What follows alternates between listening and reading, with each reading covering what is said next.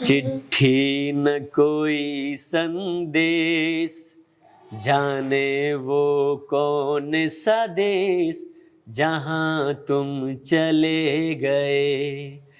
चिट्ठी न कोई संदेश, जाने वो कौन सा देश जहाँ तुम चले गए, जहाँ तुम चले गए। एक आह भरी होगी तुमने न सुनी होगी, जाते जाते तुमने आवाज तो दी होगी। इस दिल पे लगा के ठेस, जाने वो कौन सा देश जहाँ तुम चले गए, जहाँ तुम चले गए। નમસ્કાર. વિશેષ વિથ દિનેશની વિશેષ રજૂઆત ગાયકોની ગોતમાં ફરી એકવાર તમને એ જ સ્થળે મળું છું. તમને લાગતું હશે કે પ્રગતિ ચૌહાણનો અહીંયા જ ઇન્ટરવ્યૂ કર્યો એની શાળામાં, કે પછી દિલીપ ચૌહાણનો અહીંયા જ ઇન્ટરવ્યૂ કર્યો. હવે ત્રીજા વ્યક્તિ આમાંથી કોણ છે જેનો હું ઇન્ટરવ્યૂ કરવા માગું છું? નાગજીભાઈ જાદવ અહીંયા છે. એમનો ઇન્ટરવ્યૂ વિશેષ વિથ દિનેશમાં એટલા માટે કરવો છે કે છેલ્લે એમના એપિસોડમાં તમે એક એમનું ગીત સાંભળ્યું હશે જે ગાયું. કયું ગાયું હમણાં આપણે? कोई नहीं मेरा, કોઈ નહીં મેરા. તો ઘર घर नहीं लगता.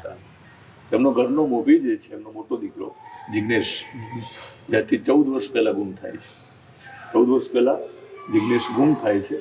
જિગ્નેશ આજે પણ આવ્યો નથી અને વર્ષોથી રાહ જુએ છે નાગજીભાઈ. તો દીકરો ના હોય ત્યારે એની પીડા સમજી શકાય છે કે ઘર ઘર ના લાગે, सोना लगता है. સૂનું લાગે બધું. તો એ ઘરમાં રહેવું મુશ્કેલ હોય છે, પણ એમની વાટ જોવામાં હજુ એમની આશા એમને જીવંત રાખી છે. દીકરાની વાટ જુએ છે, એમની આંખો રાહ જુએ છે કે દીકરો પાછો આવે. અને ભગવાન રામનો પણ વનવાસ 14 પૂરો થયો હતો, એ વનવાસ પૂરો થવાનો છે, મને તો આશા છે જ. એમની બહુ સરસ કહાની છે. એક એવો ગાયક મને મળ્યો છે કે દીકરાની પીડા ઓછી થાય, એનું દુઃખ ઓછું થાય, એના માટે સંગીતનો એમને સહારો લીધો છે. કેવી રીતે આખી કહાની એમના મોઢે સાંભળીશું અને એમને ગવડાવીશું પણ ખરા કે દીકરો ગુમ થાય અને એ એકદમ ગુમનામ દુનિયા છે, એમાં એક સંગીતનું સુખ મળે પાછું. એના માટે સંગીત શીખ્યા, થોડું ઘણું ગાય પણ છે. તો ગાયકોની ગોતમાં આજે એક એવા ગાયકને રજૂ કરું છું કે જે દીકરો ગયો હોય પછી ગાતા શીખે છે. ગાયક ખૂબ જાણીતા બનવું નથી, પણ દીકરો જ્યાં સુધી પાછો ના આવે ત્યાં સુધી પીડા અને વેદના ઓછી થાય, એના માટે સુર અને સંગીતનો સહારો લીધો છે. અને સંગીત એ એમના માટે દવા છે, મલમ છે. તો એમને સાંભળીશું. તો ગાયકોની ગોતમાં હું તમને ગવડાવીશ. તો તમે બેસજો બધા. बैठा बैठा. બરાબર ને? તો માઇક એમને આપીએ. આપે. લગાવો. પ્રગતિ લગાવી. हाथ ले लो. શું નામ તમારું? નાગજીભાઈ જાદવ. મિત્રો, નાગજીભાઈનો એક દીકરો અહીંયા છે. શું નામ છે તમારું? રાહુલ. રાહુલ. હા. નાગજીભાઈનો બીજો એક દીકરો જે ક્યાંક એવી જગ્યાએ જતો રહ્યો છે કે જ્યાંથી કોઈ ચિઠ્ઠી નથી, કોઈ સંદેશ નથી. શું નામ દીકરાનું છે? જિગ્નેશ. જિગ્નેશ. જિગ્નેશ કેટલા વર્ષ પહેલા ગુમ થયો? જિગ્નેશને ગુમ થયાના આજે સર 14 વર્ષ થઈ ગયા. ગુમ થયો ત્યારે તારીખ હતી 1/10/2011. બરાબર. કેટલી ઉંમરે ગુમ થયો? એ લગભગ 17 પૂરા થઈને 18મું વર્ષ લગભગ બેઠું હતું. જિગ્નેશ ગુમ થવાની ઘટના શું હતી? થોડો ઘટનાક્રમ કહેશો? ઘટનાક્રમ ટૂંકમાં એવું હતું કે બેસાડ્યો ડીસા તાલુકાના ડાવસ ગામે જાગૃતિ વિદ્યા મંદિર ટ્રસ્ટમાં જ્યાં બેસાડ્યો હતો, અને 3 મહિના પછી લગભગ નવરાત્રિના સમયે ત્યાંથી ગાયબ થયો છે 1/10/2011ના. અને ત્યાર પછી અમને લગભગ 10 દિવસ પછી જાણ થઈ છે.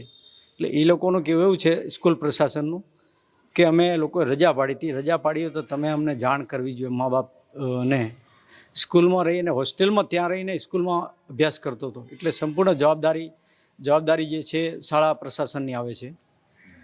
એના 10 દિવસ પછી જાણ કરીને 12મા દિવસે 11મા-12મા દિવસે અમે તપાસ કરી સ્કૂલમાં, અને ત્યારે એવું જાણવા મળ્યું કે ગૃહપતિ પણ હાજર નહોતા અને વર્ગ શિક્ષક રજા ઉપર હતા, અને આવી રીતની બધી વાહિયાત વાતો જે જાણવા મળી અને અમે ત્યાર પછી પોલીસ સ્ટેશન ડીસા રૂરલમાં ગુમસુદા ફરિયાદ જે નોંધાવી છે અને ત્યાર પછી જે પોલીસ તપાસ થઈ છે, પણ અત્યાર સુધી એનું કોઈ હજી કેટલા વર્ષથી એની કોઈ ચિઠ્ઠી નથી આવી? એની કોઈ ચિઠ્ઠી, કોઈ જવાબ નથી, કોઈ જગ્યાએથી કોઈ સંદેશ કે કોઈ સમાચાર નથી.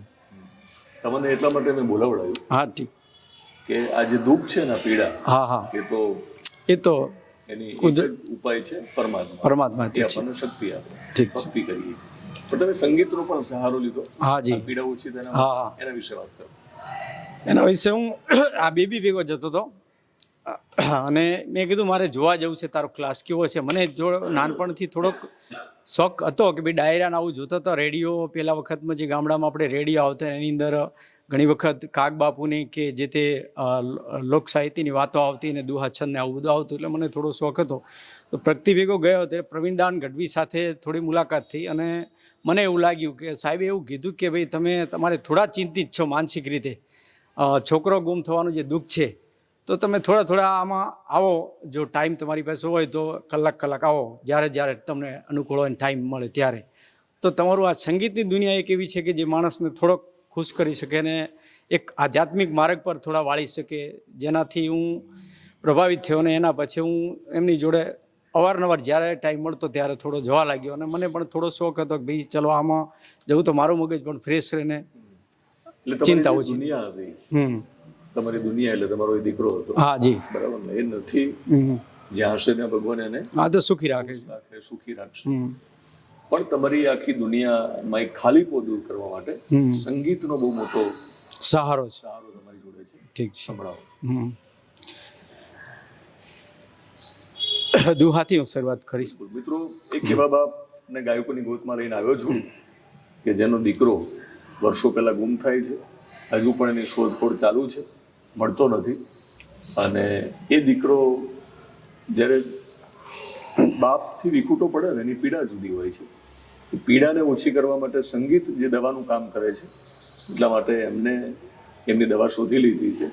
અને સંગીતમાં એટલી બધી તાકાત છે કે એમને સ્વસ્થ પણ માનસિક રીતે સંગીત રાખે છે. એટલે કોઈ ગાયક નહોતા, વ્યવસાયિક ગાયક નથી, ગુજરાત માટે જાણીતા પણ એ ગાયક નથી, પણ દુનિયામાં રહેવાનું છે, આ સંસારમાં જીવવાનું છે, બરાબર ને? તો રહેવું જ પડશે. હા, તો રહેવું જ પડશે. અને જે કુદરતે આપણને જે વળાંક આપ્યો છે, જે રીતે જીવન લખ્યો છે એ રીતે જીવવું પડશે એના આધારે. પણ એ જીવ જ્યાં સુધી આ પૃથ્વી ઉપર છે ત્યાં સુધી જીવન સારી રીતે જીવી શકાય એના માટે સંગીતનો સહારો લીધો છે. અને મને લાગે છે કે એના માટે સંગીત એ એમની દુનિયા છે. તો હું સ્પષ્ટતા કરું છું કે વ્યવસાયિક સિંગર છે નહીં, પણ એ દિલથી ગાશે. આપણે સાંભળશું. સંભળાવો. મારી શબ્દ ઉચ્ચારણ સરસ્વતી હનુમતી આપજે મોરી માત. મારી ભૂલ્યા અક્ષર બતાવજે. મારી તારા ગુણ લાગાવું દિન રાત. મારી જગદંબા તું જોગણી જ રે. મારી જગદંબા તું જોગણી મારી જપીએ જતી હારો જાપ. મારી અખંડ તોરાય દીવડા બળે. મારી પરગટ આપો આપ. તો વૈશાખમાં છે ને યમ મોરે કંથ લાવે કેરિયું. નારી નીચોવે નર ઘોળે સુગંધ પોરે શેરિયું. મન પાહે બેહી પીરહતી અને ખંતથી ખવરાવતી. બાદર તમાણે પોર હા મન યાદ ચારણ આવતી. મન યાદ ચારણ આવતી.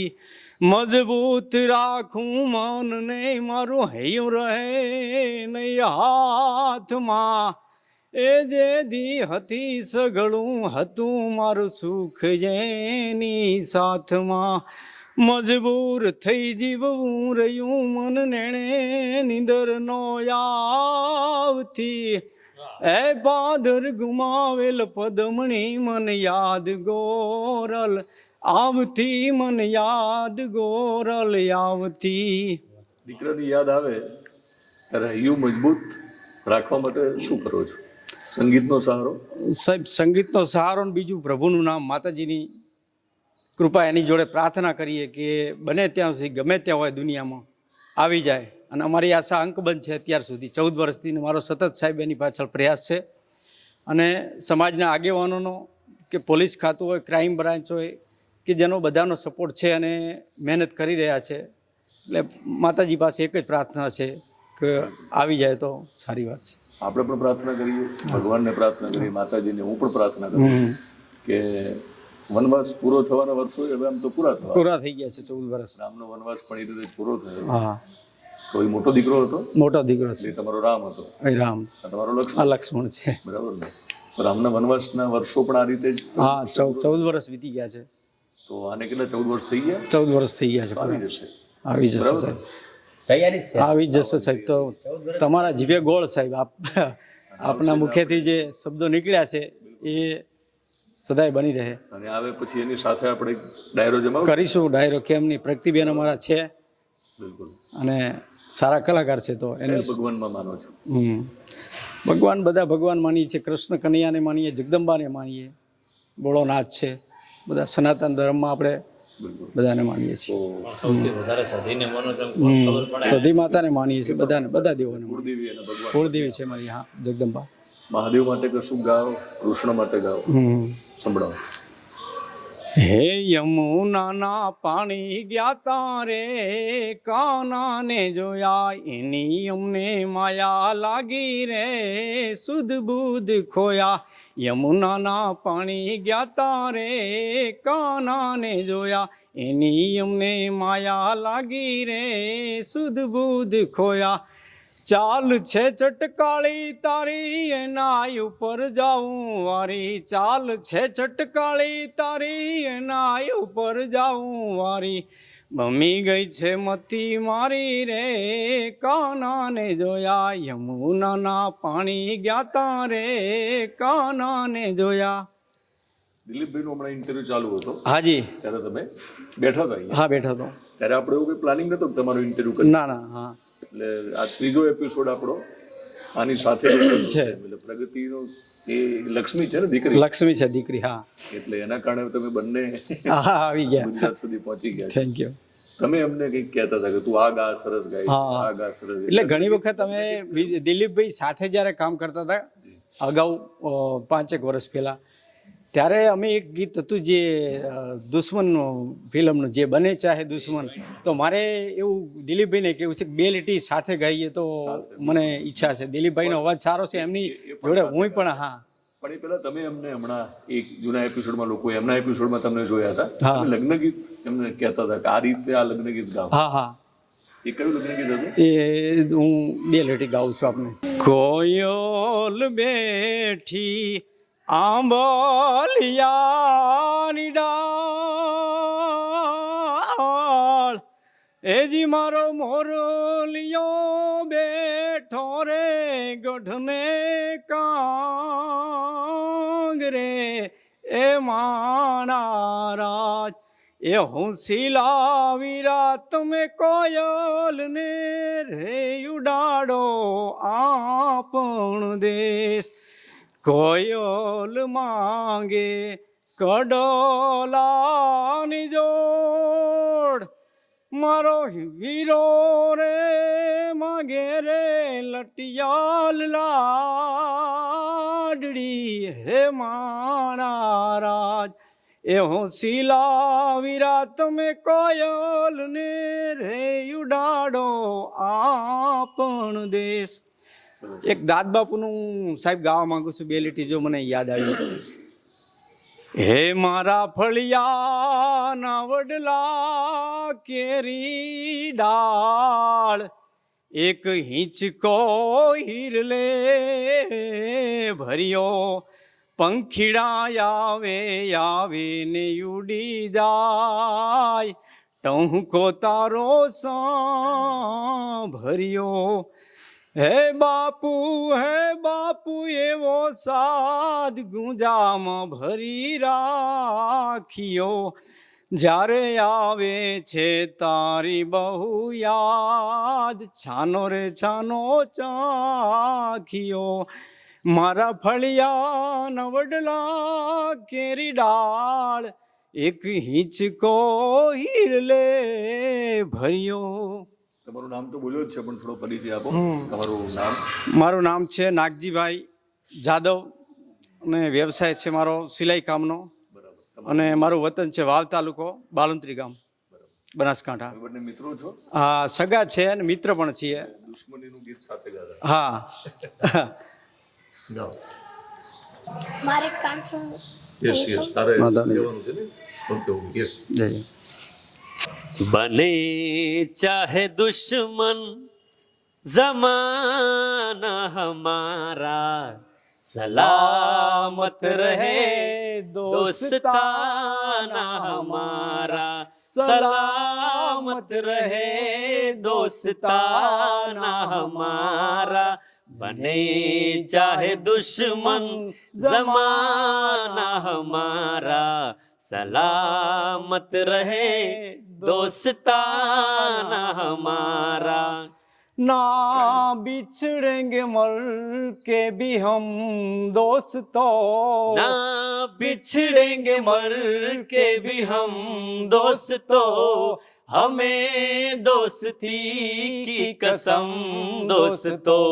बता कोई पूछे तो कहते हैं हम, कि एक दूजे के दिल में रहते हैं हम, रहते हैं हम. नहीं और कोई ठिकाना हमारा, सलामत रहे दोस्ताना हमारा, सलामत रहे दोस्ताना हमारा. बने चाहे दुश्मन जमाना हमारा, सलामत रहे दोस्ताना हमारा. वो ख्वाबों के दिन, वो किताबों के दिन, वो सवालों की रातें, जवाबों के दिन. कई साल हमने गुजारे यहाँ, यही साथ खेले हुए हम जवां, हुए हम जवां.